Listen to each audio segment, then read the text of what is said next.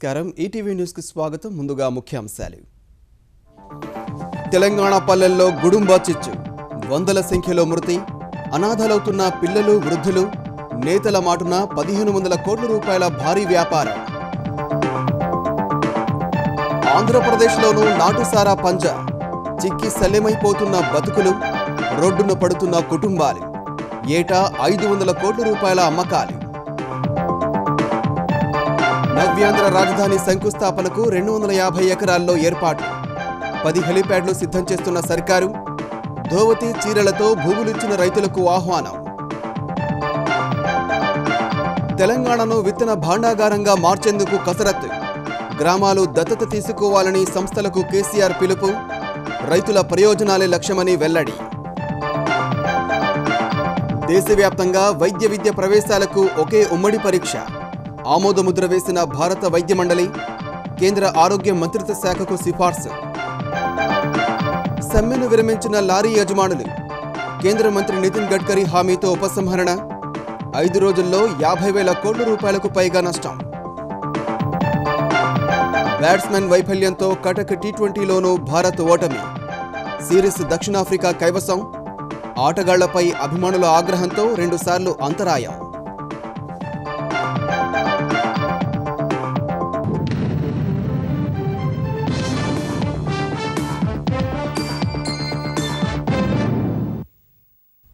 తెలంగాణలో గుడుంబ రక్కసి గ్రామాల్లో పెను విధ్వంసం సృష్టిస్తోంది మత్తే మరణ శాసనం రాస్తోంది పచ్చని కుటుంబాల్ని వీధిన పడేస్తోంది ఏ పాపం తెలియని చిన్నారుల్ని అనాథలు చేస్తోంది తాగుడుతో అయినవారు కన్నుమూస్తే వారిపై ఆధారపడిన వారు కన్నీళ్లతోనే కాలం వెళ్లదీస్తున్నారు హైదరాబాద్ శివార్లు మొదలు ఆదిలాబాద్ తండాల వరకు ఈ కల్లోలం కకావికలు చేస్తోంది ఏళ్లుగా ఇదే వ్యధ ఎంతో మందికి అవినీతి నేతలు నల్ల వ్యాపారులకు నాటుసారా ఏటా 1500 కోట్ల రూపాయలను ఆర్జించి పెడుతోంది ఎంతోమంది ప్రాణాలు పోతున్న నేతల మాటున ధనార్జన సాగిందిపోతుంది ఇదంతా తెలంగాణ పల్లెల్లో గుడుంబా రక్కసి వికృత రూపానికి ఎంతో మంది సమిధలవుతున్నారు కష్టించి పనిచేసి కుటుంబాలను పోషించాల్సిన యజమానులు మత్తుకు బానిసలై చివరకు నాటుసారాకు బలైపోతున్నారు గుడుంబాకు అలవాటు పడిన బతుకులు తెల్లవారిపోతుంటే వారిని నమ్ముకున్న వారు రోడ్డున పడుతున్నారు పెళ్లై కొత్త జీవితంలో అడుగిడిన వధువు పసుపు పారాణి ఆరకముందే నాటుసారా రక్కసి జీవితాన్ని అంధకారం చేస్తున్న ఘటనలు తెలంగాణ వ్యాప్తంగా కోకొల్లలు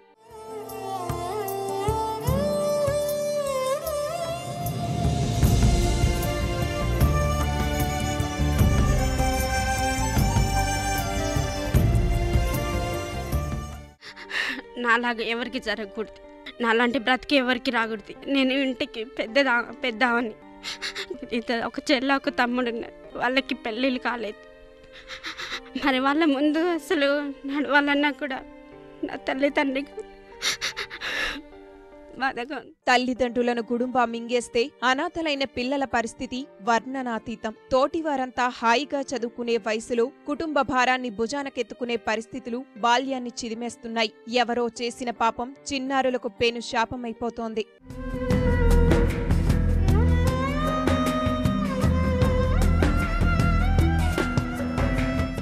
మా నాన్నకు తాగి కొంచెం ఫీవర్ వచ్చింది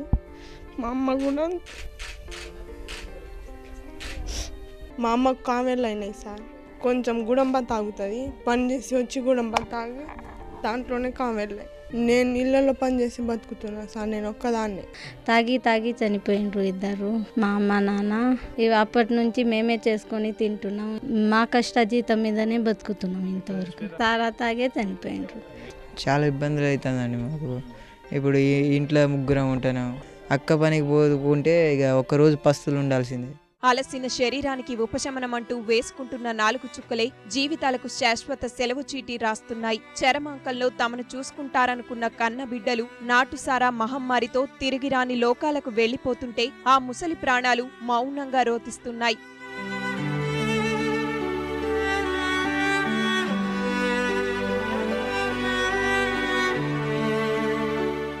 ఇదే తాగు ఊకే పచ్చలాడుగుడు తిప్పల పెట్టుడు రోజు తాగుడే 20కి తక్కువ 18 ఉన్నాడు సార్ పెండ్లి కాలేదు సార్ ఇక ఏం పని చేస్తారు గిదే తాగుడు గడల పోటీ వెళ్ళాడు తాగి ఇద్దరు కొడుకులు కూడా చనిపోయారు ఒక కొడుకు చచ్చిపోయి 10 సంవత్సరాలు అయింది ఇంకొక కొడుకు కూడా ఇప్పుడు 9 నెలలు వెళ్ళి 10వ నెల అయింది.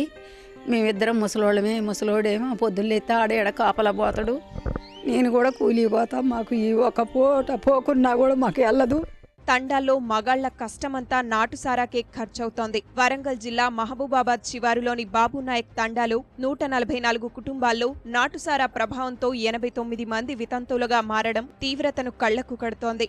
అధికారిక అంచనాల ప్రకారమే ఏటా 1,25 లీటర్ల నాటుసారా తయారవుతోంది. ఈ దందా పెంచి పోషిస్తోంది రాజకీయ నేతలే. పార్టీల్లో కింది స్థాయి నేతల దందాలకు పెద్దలు పదవులతో రక్షణ కవచాలు ఏర్పాటు చేసి మరీ అమాయక జనానికి, వ్యవస్థలకు మత్తెక్కిస్తున్నారు. 4 ఏళ్లలో 3,61,930 నాటుసారా కేసులు నమోదైతే 1,22,583 మంది అరెస్టయ్యారు. లీటరు నాటుసారా 100 నుంచి 150 రూపాయలకు అమ్ముతున్నారు. అంటే నెలకు 120 కోట్లు, ఏటా 1,500 కోట్ల రూపాయలు ఆర్జిస్తున్నారు. వాస్తవంలో ఈ మొత్తం కనీసం 5-6 రెట్లు అధికంగా ఉంటుందని అంటున్నారు.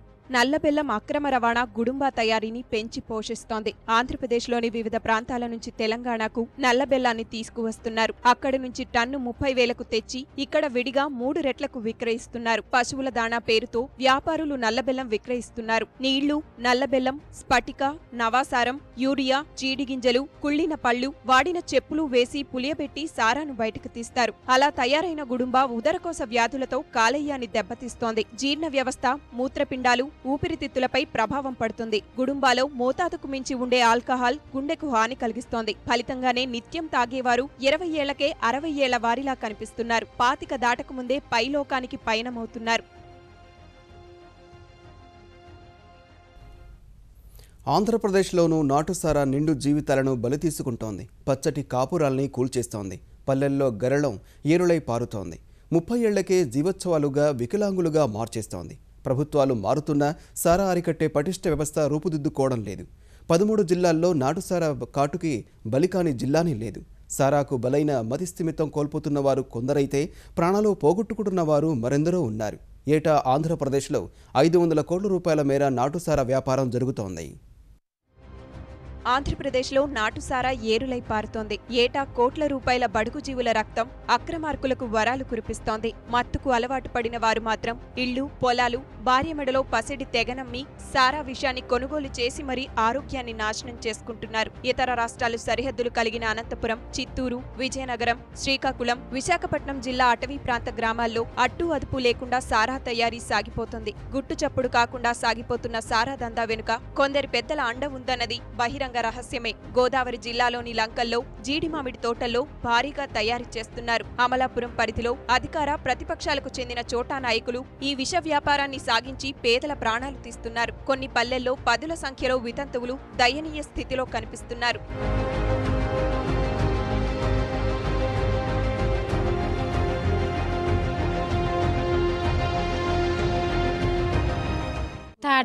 తాటర్ చేసి చూడండి, కూలి పని అండి.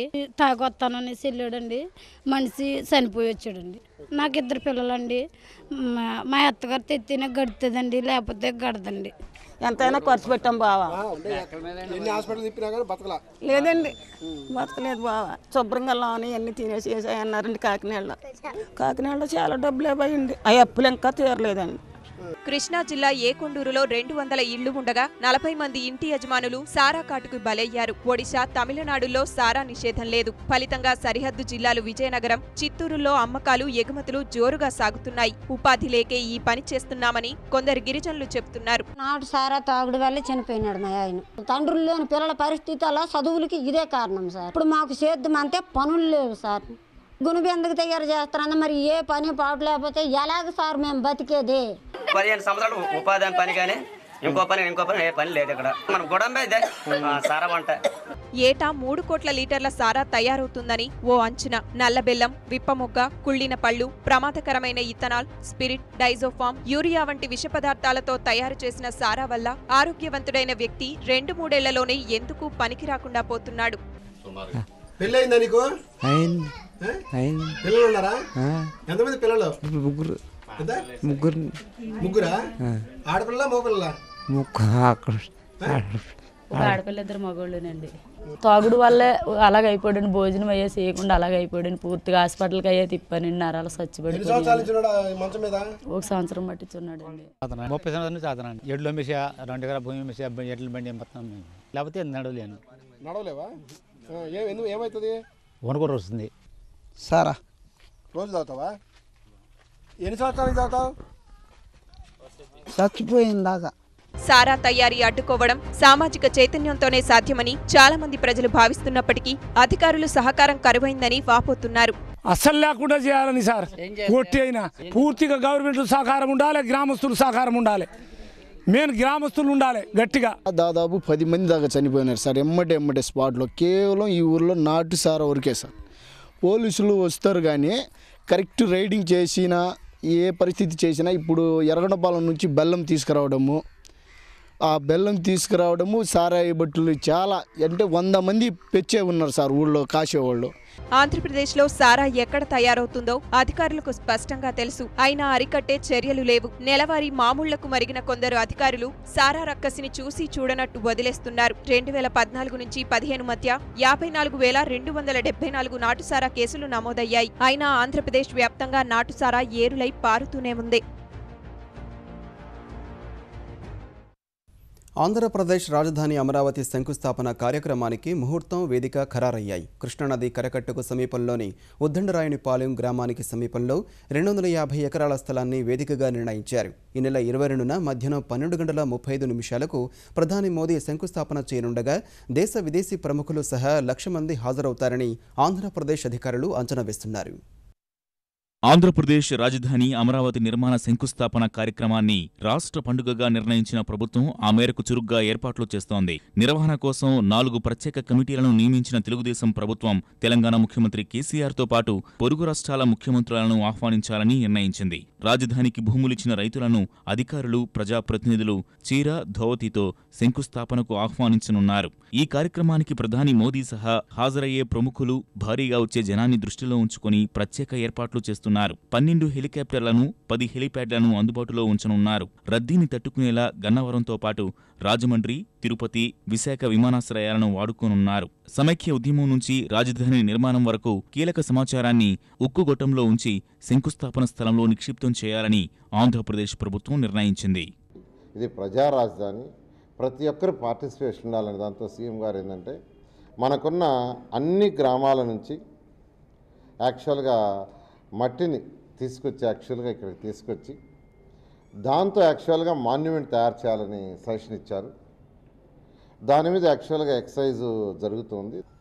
ప్రతి ఒక్క జిల్లాలో, ప్రతి గ్రామంలో, ప్రతి మండలంలోనూ, ప్రతి జిల్లాలోనూ ఒక 1 వీక్ సెలబ్రేషన్స్ జరపమని సీఎం గారు చెప్పడం జరిగింది. ఎందుకంటే ఇది అందరికీ ఒక పెద్ద పండగ.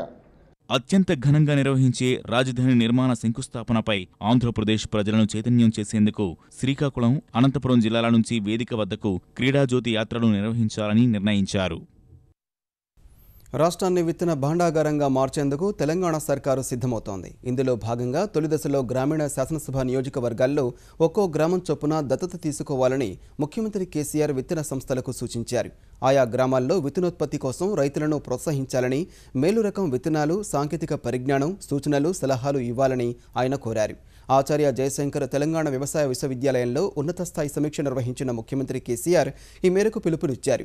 ముఖ్యమంత్రి సూచనకు విత్తన సంస్థలు సానుకూలంగా స్పందించాయి. త్వరలో సమావేశమై గ్రామాల దత్తత విధి విధానాలను ఖరారు చేస్తామని హామీ ఇచ్చాయి. కొంత ఏరియా వారికి దత్తత ఇచ్చి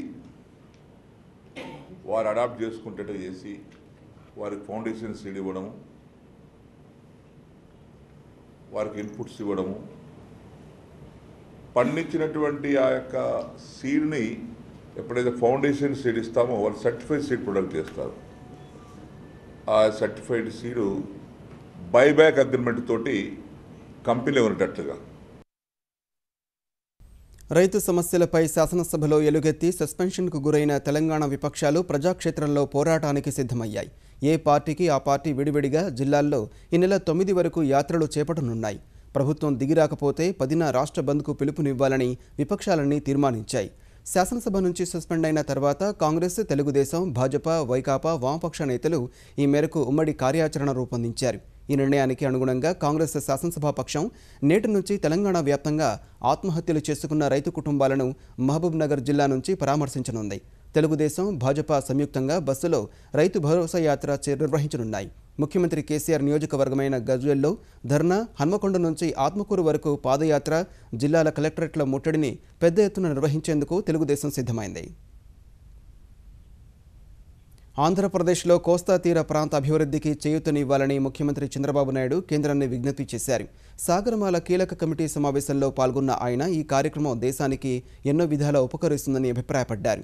విశాఖలో పెద్ద రేవుతో పాటు 5 చిన్న రేవులు అభివృద్ధికి చేసిన కృషిని చంద్రబాబు ఈ సందర్భంగా వివరించారు.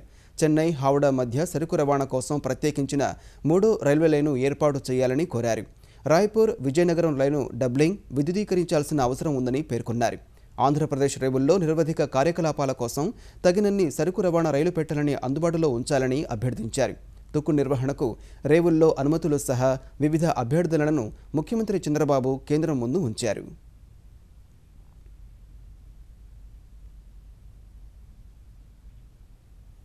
తెలంగాణ ప్రభుత్వంతో కలిసి పనిచేసేందుకు సిద్ధంగా ఉన్నామని ప్రముఖ బాలీవుడ్ నిర్మాత, దర్శకుడు సుభాష్ ఘాయ్ తెలిపారు. ఈ మేరకు సచివాలయంలో తెలంగాణ ఐటీ శాఖ మంత్రి కేటీఆర్ను కలిసిన ఆయన కొత్త రాష్ట్రంలో సినీ పరిశ్రమ అభివృద్ధికి ప్రభుత్వం చేపట్టిన చర్యలపై హర్షం వ్యక్తం చేశారు. తెలంగాణలో అంతర్జాతీయ ప్రమాణాలతో ఫిల్మ్ ఇన్స్టిట్యూట్ ఏర్పాటు చేస్తామని సుభాష్ ఘాయ్ తెలుపగా, రాచకొండ వద్ద ప్రభుత్వం తలపెట్టిన ఫిల్మ్ సిటీ నిర్మాణంపై వివరించి అక్కడ ఇన్స్టిట్యూట్ ఏర్పాటు చేయాలని కేటీఆర్ కోరారు.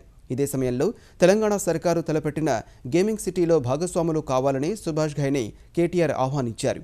ఇందుకు ఘాయ్ సానుకూలంగా స్పందించారు. టోల్ విధానానికి నిరసనగా దేశవ్యాప్తంగా చేస్తున్న సమ్మెను లారీ యజమానులు రాత్రి విరమించుకున్నారు. కేంద్ర ఉపరితల రవాణా శాఖ మంత్రి నితిన్ గడ్కరీతో సుదీర్ఘంగా చర్చలు జరిపిన లారీ యజమానుల సంఘం డిమాండ్లు అధ్యయనం చేసి పరిష్కరిస్తామనే మంత్రి హామీ మేరకు సమ్మెను విరమిస్తున్నట్లు ప్రకటించింది. రవాణా శాఖ కార్యదర్శి విజయ్ చిబ్బర్ నేతృత్వంలోని కమిటీ తమ డిమాండ్లను పరిశీలించి డిసెంబర్ 15 నాటికల్లా నివేదిక ఇస్తుందని వారు వెల్లడించారు. ప్రస్తుత టోల్ విధానాన్ని తక్షణమే రద్దు చేయాలనే డిమాండ్తో ఈ నెల 1 నుంచి లారీ యజమానులు సమ్మెకు దిగగా దేశవ్యాప్తంగా సరుకు రవాణాకు తీవ్ర అంతరాయం ఏర్పడింది. 5 రోజుల సమ్మె వల్ల ప్రభుత్వానికి 50,000 కోట్లు, లారీ యజమానులకు 7,500 కోట్ల రూపాయల నష్టం వాటిల్లినట్లు అంచనా వేశారు. నెల్లూరు జిల్లా నుంచి ఉపాధి కోసం గల్ఫ్ దేశాలు వెళ్లాలనుకున్న భార్యాభర్తలు మోసపోయిన ఘటన తాజాగా వెలుగు చూసింది. భారీ వేతనంపై ఆశతో దుబాయ్ వెళ్లాలని ప్రయత్నించిన సమీర్, జీనత్ అనే దంపతులను దళారులు మోసం చేశారు. భార్య జీనత్ను ఒమన్కు పంపిన దళారులు భర్త సమీర్ను కూడా పంపుతామని కాలయాపన చేస్తున్నారు. చివరకు భార్య ఒమన్లో చిత్రహింసలు అనుభవిస్తుందని తెలుసుకున్న ఆ భర్త హైదరాబాద్ పోలీసులకు ఫిర్యాదు చేయడంతో విషయం బయటకు వచ్చింది. సావిత్రి, పౌల్, రఫీ అనే మధ్యవర్తులు తమను మోసం చేశారని, తన భార్యను వెనక్కి రప్పించాలని భర్త సమీర్ కోరుతున్నాడు.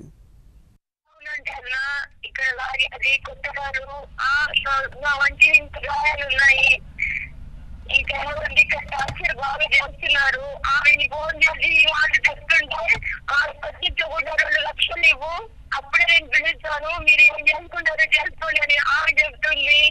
నేను ఎవరు మాట వినరు, నాకు అర్థం కాలేదు.